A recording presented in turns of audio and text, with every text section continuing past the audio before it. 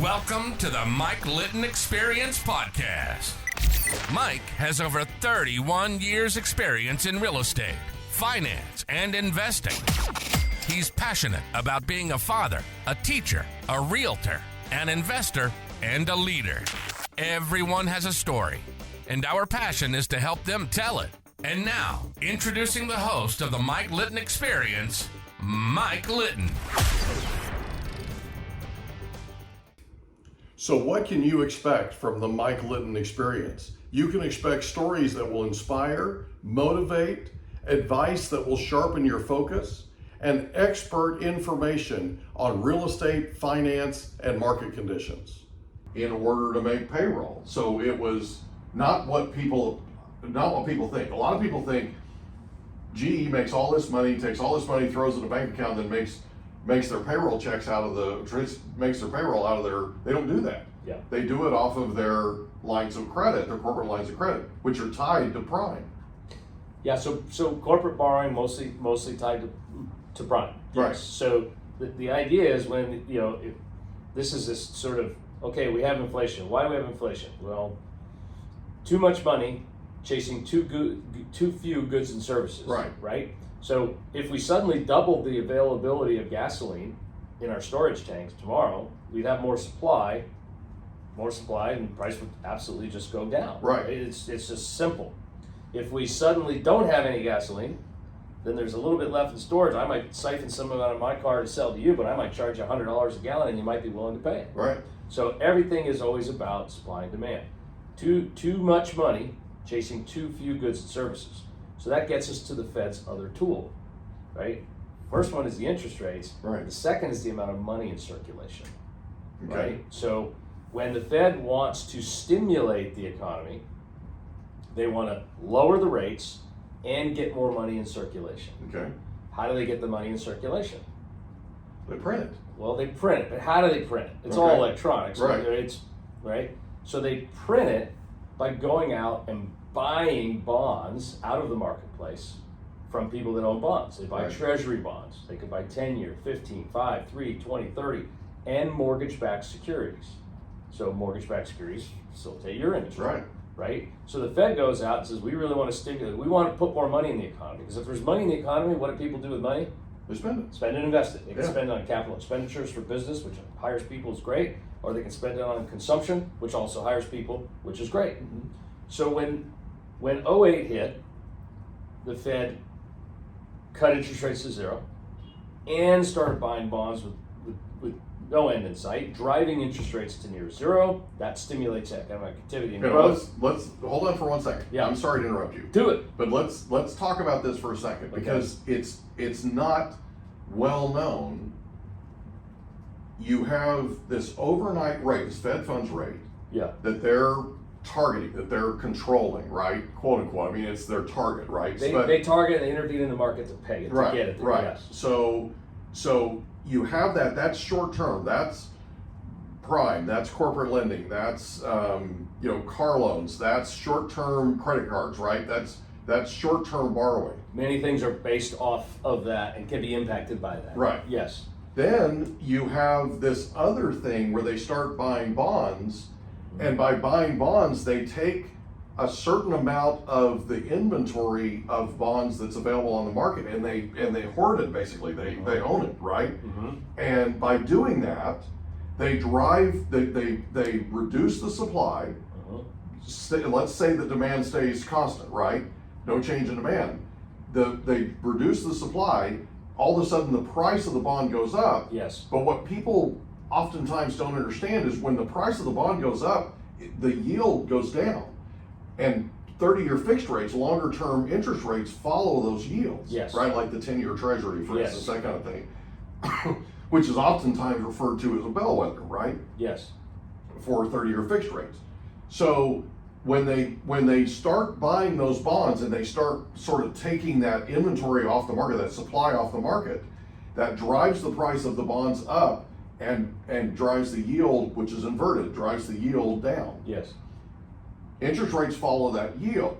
And so now you have 2% interest rates, 3% 30-year fixed rates, right? Mm-hmm. Versus what we have now, which is 8. Mm-hmm. Okay.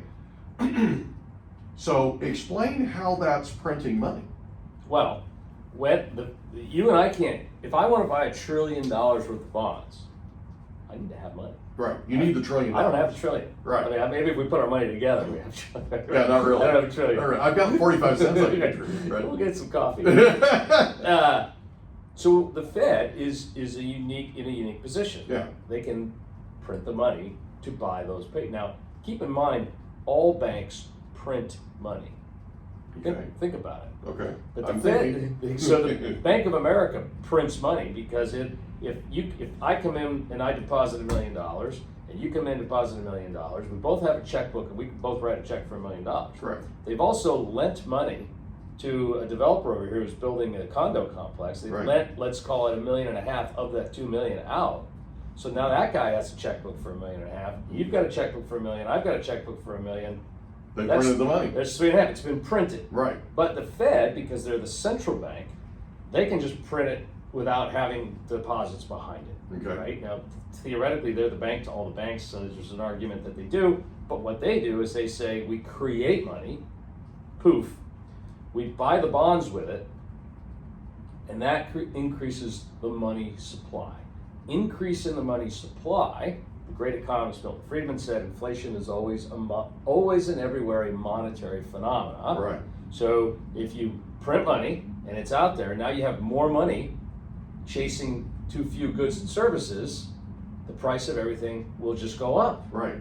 So now that brings us to the COVID crisis. Okay. I think the worst policy mistakes that we've ever made as a country, economic policy, I'm not an expert on the medical policy, but I think some of those were mistakes. Some of the lockdowns are now, I just read a research report this week from an economic perspective, the lockdowns didn't work, et cetera. But I can tell you from an economic perspective, here's what we did.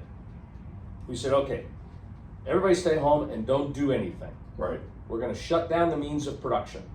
Can't go to a baseball game. Can't go to a concert. Only go to church. You can't go to church. You Right. go to a hospital. You can go to the food, but you have to wear your mask. So we shut down everything. People couldn't come to the work. Yeah. But people couldn't go get haircuts. Remember, everybody's hair was getting all long and shaggy. You couldn't go get your nails done. All of the things that contribute to economic activity. So goods and services were reduced. Mm-hmm. Okay. Then on the other side, what did we do? We gave everybody checks. We said, we're so sorry you can't go to work. We're so sorry we have to shut down your small business. We're going to make it up to you. We're going to give you money, even if you didn't ask for it. Based on your industry, SIC, Standard Industry Code, people were getting checks that didn't ask. It was coming into their deposit. It was very disorganized. And the Federal Reserve had to go out and buy up all the bonds, too. So we had the monetary stimulus in response to COVID was multiple times larger than the stimulus Right. from 08. Right. And So this 08 $4.5 trillion balance sheet went to 8.5. it was insane. It and it was- was like that. It was quick. And so we're saying, wait a second. So different people, throughout whatever, we're going to create more money and reduce goods and services. There's only one thing that can happen. Only one. And that's inflation. Yeah. So that's what we got.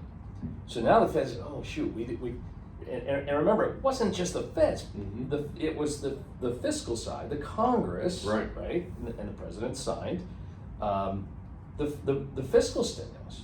So we're going to borrow even more. This is the U.S. Treasury now, not the Fed. The Treasury. We're going to borrow like crazy, and we're going to just give money to businesses, forgivable loans for small businesses, and all this. But don't open and don't actually produce or make anything, or don't cut anybody's hair, because we don't want people to get sick. So now we've got all these people with these computers at home and all this money getting deposited in their account, and they go to work, so they just buy stuff. Okay, but there's no stuff being made. Right. So inflation comes, and everybody's surprised. Shouldn't be surprised. Milton Friedman said it very eloquently: more money, fewer goods and services. End of story. Exactly. So then, okay, the fiscal stimulus, the excessive fiscal stimulus, those programs have ended. Okay, that's a start. But now we have all this extra money out there still floating around.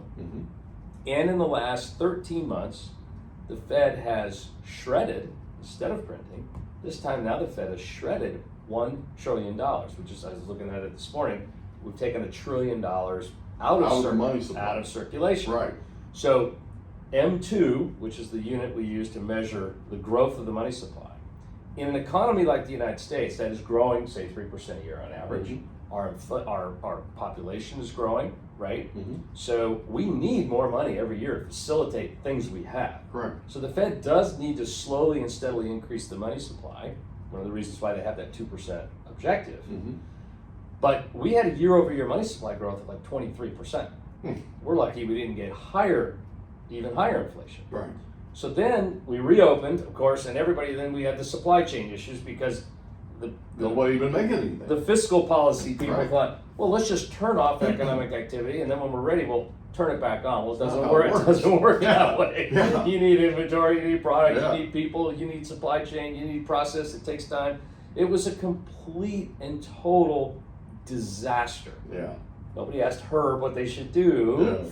but there are some Scandinavian countries we can look to that had very successful models, Sweden being the best results, health and economy combined, obviously. But we have what we had, we did what we did, and now the Fed's job of price stability is law. They don't have a choice. They have to take action. So the Fed's now looking and say, remember, I have 3 jobs. Lender of last resort, no banks are failing right now. And back in March, we had some and that we were a little worried. Job number 2 and 3, which are co-equal, price stability, full employment. We're at full employment, we're at 3.8%. So the Fed says, I'm gonna focus on this one. So they've now deprinted $1 trillion. They haven't sold the bonds, right, which would take money out. They're just letting the bonds mature. So they're being very cautious and slow about it. Now, is that what they would refer to as liquidation? Yeah, it's natural liquidation. If I own a It's treasury almost like bill, by attrition kind of thing. So yeah, it's just the as bonds it are comes. just maturing. Now they could, if inflation started to spike back up, they have another tool. Yeah. They could actually start selling Yeah. those bonds, driving rates really high. Yeah. It's another tool, and we did that in the 80s to break the back of inflation and so forth.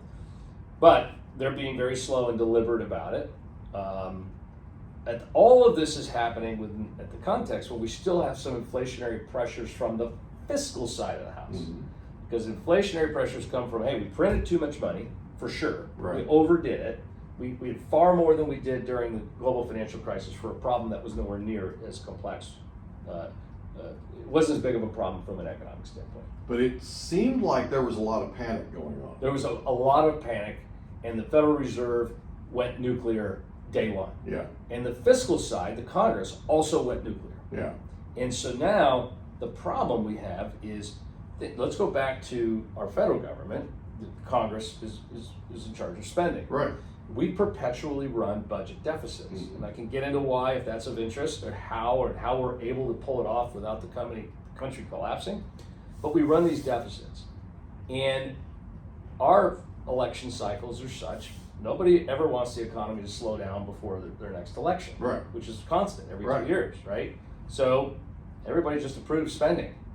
And both parties, they're really bad at it. And when you are spending money you don't have, that's also inflationary. Right. Okay, so if you can get those deficits down and get the money supply to roll over, you can solve your inflation problem. Right. The money supply has rolled over. We've had the first ever year-over-year negative growth in the money supply. That is happening. But Washington's going nuts. Washington's going nuts. The formula for GDP, gross domestic product, is C plus I plus G plus X minus M. C is consumption. That's you and I going for a taco when we're done here. I, capital investment by businesses. Let's build a building, let's build a factory, let's build a new car wash. G, government spending. X, exports, minus M, imports. Right. Imports subtract from GDP.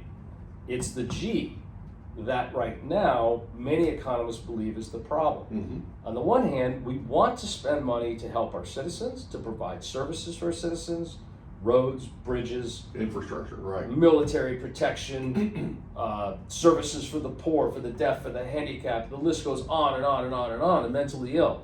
These are all excellent uses of government resources. But we spend far more than we take in revenue. Right. So why can we do that? You want me to go ahead? Yeah, let's go. Okay. Yeah. So I don't think there's anything off the table with you. And honestly, this is going to be a series, so we're going to do a few of these, right? Yeah. But I want to dig into that brain because you've spent all these years learning all this. Yeah. And I want you to share it with us so that we can educate the public on here's what's going on, right? Because, you know, people fear what they don't know. 100%. And honestly, when investors panic, it's usually for lack of knowledge. Honestly, there's a lot of fear out there. And one of the things that you talked about, and let's talk about for just 1 second. Yeah. Let's plug your podcast, which, by the way, just celebrated its 10,000th download. Hey, congratulations! That's awesome, buddy. Yeah. I'm proud of you. Slaying Bulls and Bears. That's right. Slaying Bulls and Bears is available on iTunes, pretty much anywhere you get podcasts, right? Yeah. And it's on every Monday morning, and I subscribe, so I listen to it and I love it. Thanks. You mentioned the other day that you started getting phone calls from people about, hey, should I start cashing in my security? Should I start liquidating my investments? And this Monday was fascinating because you talked about the wisdom of either doing that or not doing it. Yes. Right? I feel like that a lot of what you got in terms of phone calls was because people don't understand. They're not educated. So what I'd like to do, if you're okay with it, in this series of episodes we're doing, is let's educate them. Sure. Okay? So Sure. let's go ahead. Go ahead and talk about, wow. Go ahead. Wait, am I talking about the recent... We're talking about budget deficits. We're talking, okay, Yeah. so, and why the U.S. can do this. Correct. Okay, so, we won World War II. Right. Okay, prior to World War II, we were a growing country, we were an up-and-comer country, but we didn't control the world order. Right. We began to control the world order because we won World War II. Right. When World War II was going, the French, the British, and others needed supplies. Mm-hmm. We said we don't want to get involved. This was in the early days, but we're more than happy to sell you supplies. Right.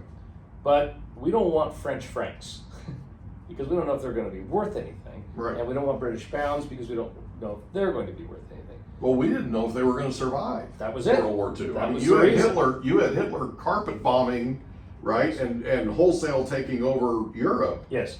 We kind of thought all that could end up being Germany, That's right. like the whole thing. So we're more than willing to build things and send them to you, Yeah. things you need, food, armaments, but you're going to have to pay us in gold.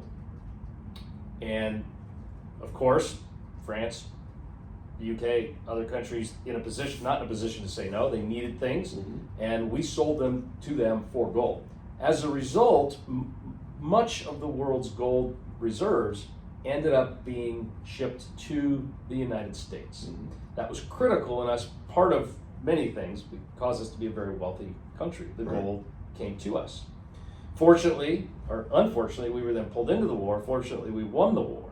But as the war was drawing to an end, the U.S. and its allies, as we saw victory coming, the U.S. and the allies got together and said, we need to define the new world order post-World War II. Right. One of those is the monetary system and the monetary order. And it was decided at a place called Bretton Woods in New Hampshire with a meeting of everybody, and that in the end, all currencies will be pegged, the exchange rate will be pegged to the US dollar, and the US dollar will be backed by physical gold. Right. And therefore, the whole world's going to grow and expand. And it actually did work for about 30 years. Yeah, it did. But the problem was, as the economies grew and expanded, and then we had this other very expensive war to fight in Vietnam, because your currency must be backed by gold, you can't do this printing and deprinting. You can't just do it. It's backed by a certain amount of gold. Correct. But our economy got so large, there's just, quite frankly, there's just not enough gold to facilitate this awesome economy. Right. And we needed money to finance the Vietnam War. Right. So during that period, Among other things. Nixon said, we're off the gold standard. Our currency will be backed by the full faith and credit of the United States government and its might and its balance sheet and its strength and its military strength and its economic strength. And the world accepted that. In the adjustment period from that happening to being accepted, the value of our currency declines significantly. That's inflation, when your value of your currency declines. Then it stabilized in the early 1980s, mid 1980s, and it has been essentially stable ever since, Right. even though it's not backed by anything physical. There just isn't enough gold in the world to do that and allow the economy to grow, and we needed to finance the Vietnam War. So we basically were restrained as an economy, as a government, as an economy. Yeah. We were restrained in terms of what we could do. Yes. We had more demand than we had supply. Yes. Right? Yeah. So we had to figure out a way to increase the supply dramatically and do it in a way to where basically we could just print what we needed. Print what you need. And so now history is full of weaker countries doing that and having their currency just spiral down to nothingness, right? Right. The Zimbabwe's and the Venezuelas of the world, and we've seen this over and over. But the US, since going off that hard currency standard, that gold standard, we've done pretty well. So the question is, how in the heck are we doing that? Well, this goes back to this Bretton Woods meeting, where we said everybody's currency is now pegged to the US dollar. The US dollar is backed by gold. When we went off the gold, we then started moving towards free-floating currencies. But during that period, Is that what they call reserve? So the U.S. is the reserve currency of the well, world? that's you just like 2 seconds. Oh, I'm ahead. sorry. Perfect, I'm sorry. perfect timing. I'm sorry. Okay. Is I jumped ahead. all of the business transactions, the transactions in the world, essentially are done in dollars. Yeah. So let's just say I am in Korea and I own an Italian restaurant and I want to buy my favorite Brunello to serve at my restaurant in Korea. Okay. What's Brunello? It's a wine Okay. from Italy. Okay. There Wine you from go. Italy, delicious. I don't have the palate you you have, but don't okay, have go that. ahead. So I'm a Coors Light guy. I'm a Coors Light guy. So this restaurant in Korea, that's an Italian restaurant that wants to buy Italian wine. Does he buy the Italian wine from the producer in Italy in lira, No. which don't exist anymore, Right. euro, Right. or does he buy it in Korean won, or does he buy it in something else? All the world's commerce is done in US dollars. Got it. Now, there are people in the world that would prefer that was not the case. Russia would prefer that's not the case. China would prefer it's not the case. So there's value to us as having everything done in dollars. Right. The value is this. We import a lot of stuff from a lot of places. Poorer countries, they can produce at a lower cost, and we buy stuff by the container-fulls. It comes in Long Beach up here, and we buy that with what? Dollars. So the dollars are now in the hands of Chinese manufacturers, Right. Japanese manufacturers, Korean manufacturers, whoever. What do they do with those dollars? Because we run a trade deficit, so we buy some of their stuff and they buy some of our stuff, but at the end, We buy more of their stuff than they do ours. so therefore they have dollars. Right. What do they do with those dollars at the end of the year? They buy US Treasuries. So they buy US Treasury securities because it's the largest, safest, most liquid security in the world, even though it's backed, say it's backed by nothing, but it's really not. It's backed by the United States of America's military and economic might, which is unlike anything the world has ever seen. Right. So it is backed. It's not backed by gold anymore, but it's backed by that. And the world has decided to put its full faith and credit. Even our adversaries, right? Even the Iranians, North Koreans, they have a lot of dollars squirreled away. Yeah. A lot of times we get to freeze them. So it gives us this power as a country to impose our will on bad actors like Iran and North Korea, and we can freeze their assets that are denominated in dollars. Our reach, our regulatory reach, goes all over the world through the world financial system because of this reserve currency status. But now we've got these other people buying our US Treasury securities, and now the money comes back. So the US government says, well, guess what we can do? We can run a deficit of 2, 3, 4% every year, because we can run a budget deficit because of our trade deficit. We can sell these bonds, but as an economist, I say, well, yeah, you can do that for a while. And we've always said, when do you do that? You do that when you're in a really bad recession to try to stimulate your economy. John Maynard Keynes, a great economist, said, look, when you're in a depression or a recession, take those 20 guys over there on the side of the road that are out of work, give them 20 shovels, dig a hole. Here's your pay. Fill the hole back up. Here's your pay. You just stimulate the economy because now you've got 20 people that can go Out buying and now, tacos or whatever. right? Yeah. And then you stop when the economy recovers. Right. That's stimulus idea number one. Well, what we've done, and you do that in 2 times, deep recession or war. Right. In World War II, we borrowed, ran deficits. In Vietnam, we ran deficits. But you need to have your dry powder. Right. And what we've done is we've evolved now and said, boy, this is really good at stimulating the economy. We should have more government spending. And so now there's this whole group of economists, really they're more politicians, they really lack sort of economic knowledge, but they've embraced something called modern monetary theory. And they say, our deficits aren't big enough. We should just keep printing even more money and spending more money. Now, the evidence is now coming in because we've done it for a number of years now, and the evidence is clear. It's inflationary. Yeah. So the Federal Reserve has this job of price stability, but Congress doesn't have a job of price stability. Correct. So the Federal Reserve is like, well, we kind of report to Congress. We're independent, but we report to these guys. They're causing the inflation now. The Fed's de-printed $1 trillion in the last 13 months. What do we do? And we could cause a recession. So the Fed's going to the market's either going to have achieved this soft landing, which essentially we have done for now. We haven't had a recession as a result of these rate hikes or the de-printing of the money.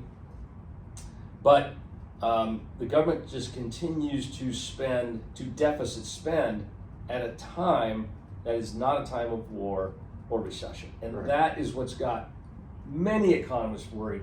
The federal government just needs to be, the Treasury, the Congress, needs to be more responsible. And despite the fact that we need to provide great things to people and services to our citizens, we have to be realistic about what we can do. And we're not there. We also have things that are on budget, like Social Security and Medicare, that technically come from trust funds. The problem with those trust funds is they're only allowed to buy one security, specially issued government debts, so it's debt upon debt, and that's unsafe and unsustainable long term. And we keep waiting for one of our 2 political parties to do something about it. And neither one will, because it's absolute. It's short-term political suicide. Yeah, it's an absolute political suicide. Yeah, that was kind of what I was trying to think of as a term. But they won't. It's too hot. It's too hot a subject. They just won't touch it. And kind of like immigration, right? Too many people are too dependent on that government largesse for their livelihood, right? And just too many interested parties. And so, history is full of countries that had debt outstanding as a percentage of their GDP, getting north of 100%. It's kind of where we are, about 100%.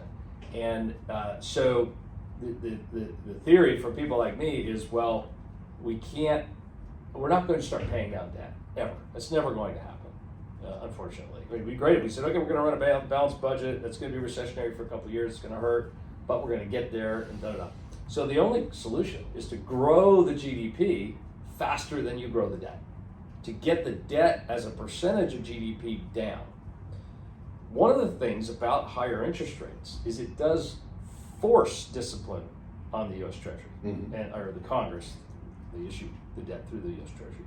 But if interest rates are going up as a percentage of the budget, which they clearly are, then they almost can't spend. But there's, I think our Constitution is very clear, right?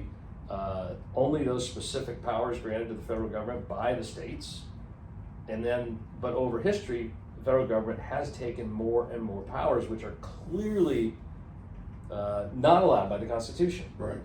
This will be a controversial one, but a great example would be a Department of Education. Very large government bureaucracy, spends a lot of money, tries to do very good things by its citizenry, but really what do they provide that the state of California, the state of Arizona, the state of Texas can't provide, right? We have teachers that understand how to educate, we have the buildings, we have the taxes.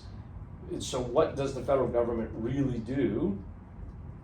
If I'm a parent and I live in Mississippi and I don't like the school system and how they fund it and how they do it, well, I might vote with my feet and move to Oklahoma, where the schools might be better, and therefore they're attracting people and then tax revenue, and that forces Mississippi to get better. And there are just example after example after example of things the federal government does that, if you go back to the Constitution, they really aren't supposed to be doing, Right. I don't have a solution. Well, I don't think any of us has a solution necessarily. I mean, a lot of people, have their opinions, right? Right. What's interesting about this, though, is as we're sitting here having this conversation, it's November 1st of 2023 as we're recording this, and 30-year fixed rates are the highest they've been in 17 years or whatever that number is. Yeah. And it's having an effect on housing. Now, it's not having the effect that a lot of people thought it would have on housing in terms of there being a great deal more supply. There are some moratoriums that have expired in California, for instance, eviction moratoriums and foreclosure moratoriums that have expired, Yeah. that were extended post-COVID, right here. Right. And so we're starting to see some green sprouts of more inventory. But one of the things you mentioned that happened last week was new home sales were up 12% or some crazy thing. Yeah, And yeah. that was not at all what the street expected. No, it wasn't. And one of the things I mentioned to you, Bruce Norris in his talk that he gave earlier this year, he said that one of the things that we're going to be seeing is as pre-owned inventory continues to shrink, available pre-owned inventory continues to shrink, new homes, the actual percentage of total housing consumption is going to go up. In fact, they think that they potentially could set a record next year in 2024 as to the percentage of total homes sold being new homes. So in other words, a larger percentage than they've ever seen before. Right. Which is interesting to me, being in real estate, right? And watching all these numbers, watching all these things happen. We hope you enjoyed another episode of the Mike Litton Experience. If you did, do us a favor, smash that subscribe button, tell your friends, family, and coworkers about our program, and wherever you get your podcasts, please leave us a rating. It helps us to connect with quality people just like you. And that's a wrap. Another episode of the Mike Litton Experience in the books. Reach out to Mike on Instagram at Litton Realty. Want to meet with Mike? Check out calendly.com/Rio760.